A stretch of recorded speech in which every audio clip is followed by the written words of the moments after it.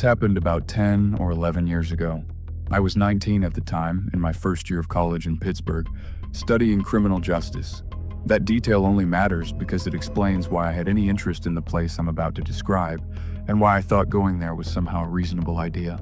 There's an old prison about an hour and a half outside of Pittsburgh. It sits on the edge of a small rural town, set back from the main road and mostly hidden by overgrown tree lines on three sides. It ran for most of the 20th century and closed sometime in the mid-90s when the state consolidated its facilities. The main cell block is still standing.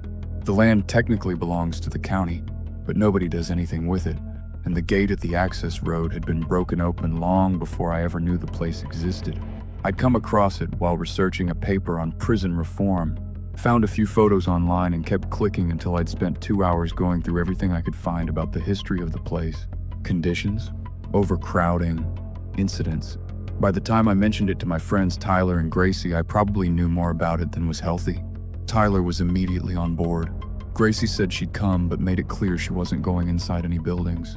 We drove out on a Saturday night in early November, parked on a dirt pull-off near the access road, and walked the rest of the way in on foot through the dark. I had a proper flashlight. Tyler had one of those clip lights he attached to his jacket pocket, which barely did anything. Gracie used her phone. The structure appeared as we came around a bend in the access road, and all three of us stopped walking at roughly the same time without discussing it. It was larger than I expected from the photos. A long central block 4 stories high, with a guard tower at each end, both partially collapsed. The fencing around the perimeter was still standing in most places, but had been cut or pulled apart in sections. We went through one of those gaps near the front. Gracie stopped at the entrance to the main building and said she'd wait outside near the fence line where she could still see us going in. Tyler and I went through a ground floor doorway where the door itself had long since been removed from its hinges. Inside it was colder than outside. The air had a weight to it that's hard to describe, not just stale but dense somehow, like it had been sitting undisturbed for a long time.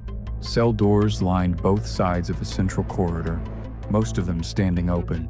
The floors were covered in a thick layer of grime and old debris. We started working our way down the corridor slowly, shining our lights into cells as we passed them. For the first 20 minutes or so, everything was exactly what you'd expect. Empty cells, some graffiti on the walls, broken glass, collapsed ceiling sections in a few places. Tyler was photographing everything on his phone. I was mostly just looking. Then we found the stairwell at the far end of the corridor and went up to the second level. It was more of the same at first. Same layout, same corridor, cells running off both sides. We were about halfway down when Tyler stopped and pointed his light at the floor.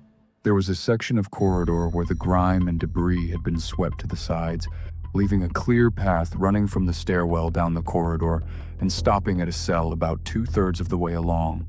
We followed it with our lights and looked at each other without saying anything. Then we walked to the cell at the end of the path. Inside there was a sleeping bag laid flat on the floor. Next to it, a small battery-powered lantern, the kind you buy at a hardware store. Against the wall, there was a cardboard box with several canned food items stacked inside it, and 2 large water bottles. On the wall above the sleeping bag, several sheets of paper had been fixed with tape, handwritten pages, too far away to read clearly.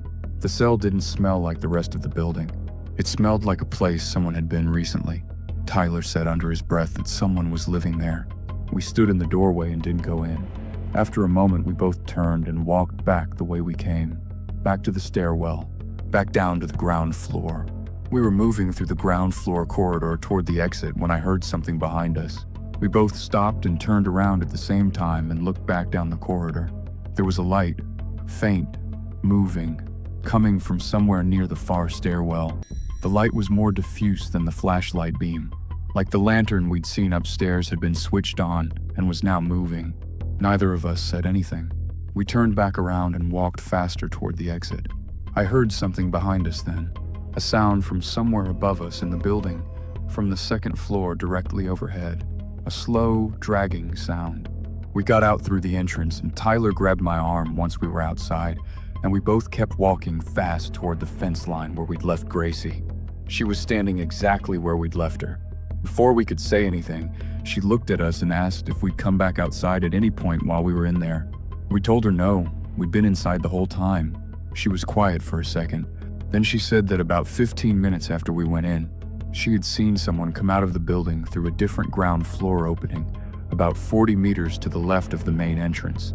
She said the person walked along the outside wall of the building, stopped, looked in her direction, and then went back inside through the same opening. She hadn't said anything at the time because she thought it was one of us exploring the exterior. It wasn't. Neither Tyler nor I had gone near that part of the building or come outside at any point. We left without discussing it.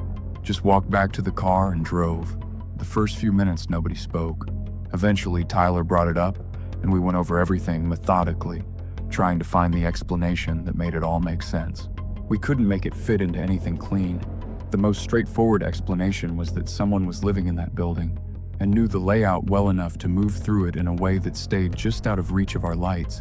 That someone had come outside, seen Gracie standing by the fence and gone back in. That they had watched us the entire time we were in there from the floor above, following along overhead, waiting for us to leave. That explanation makes sense. It accounts for almost everything.